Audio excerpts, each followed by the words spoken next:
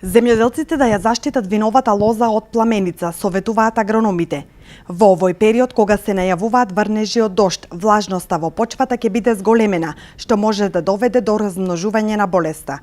Игор Ивановски, магистар по земјоделски науки, вели дека пламеницата напаѓа млади растенија, а лозата е најосетлива кога е во фаза на цветање, бидејќи може да биде заразен и гроздот. Појавата, развојот и ширењето на пламеницата може да се прогнозираат во зависност од температурата и влагата.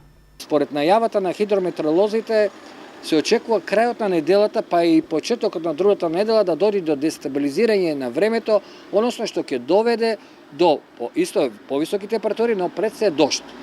Ова го напоменувам затоа што овакви промени, значи пропратено со роса, вода, дожд и сонце, се идеални услови за појава на болести на културите кои што се наотворени.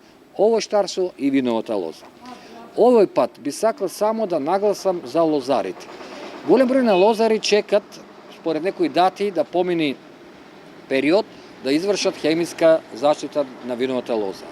Но да не се случи пред 2-3 години, кога од многу чекање, па дојде многу пламеница, па немаше потоа спас, најубаво сега веднаш да го искористат овој период, да тргнат кон заштита на виновата лоза. Затоа што пламеница на виновата лоза напаѓа млад лист. Веќе има многу млади листови и веќе е пламеница тука.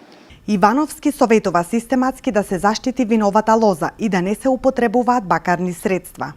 При првата заштита не се употребуваат бакарните фунгициди. Значи тоа старите што се научени бордовски чорби на почеток не се препорачува, затоа што може и да е при одредени услови фитотоксичност, да изгорите, да оштетите. И трето, не се оди на контактни, него на системични фунгициди, кои што ќе навлезат во системот на растението, па како расте виновата лоза, така и младите растенија ќе бидат заштитени. Покрај пламеницата кој што е најопасно сега во овој период, може да се стави и некој инсектицид против некој, затоа што има најава некаде дека има прва генерација на молецот, а може да се случи, мај знаеме дека се случи и првите симптоми, зависи од времето и на пепелница, значи комбинирана заштита со микроелементи да се направи за заштита на самите растенија. И сосема на крај, ви потенцирам дека најдобро е во овој период заштитата да не е на 15, 20, 25 дена, него напротив, еднаш неделно сега, да речеме во текот на мај, потоа во текот на јуни да биде на 10 дена, а веќе јули таму 15 и така натаму. За препознавањето на појавата на оваа болест потребно е да се гледаат симптомите. Штом навремено се открие болеста, толку подобро во спречувањето на нејзиното ширење и правење поголеми штети.